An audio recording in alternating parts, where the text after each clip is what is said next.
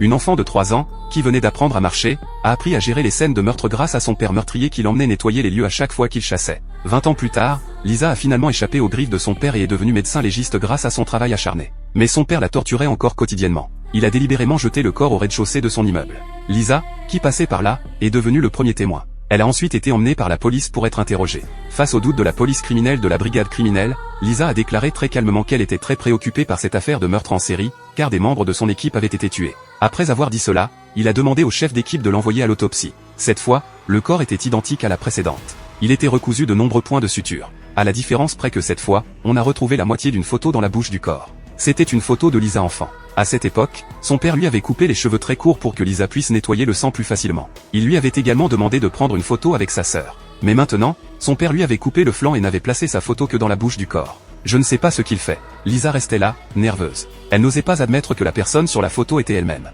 Heureusement, elle avait subi une chirurgie esthétique et changé de nom. Personne ne le retrouverait donc de sitôt. Le chef d'équipe prit une photo immédiatement après l'avoir vue, prêt à enquêter sur l'identité de la fille sur la photo. Pour lui, cette fille pourrait être la clé de l'enquête.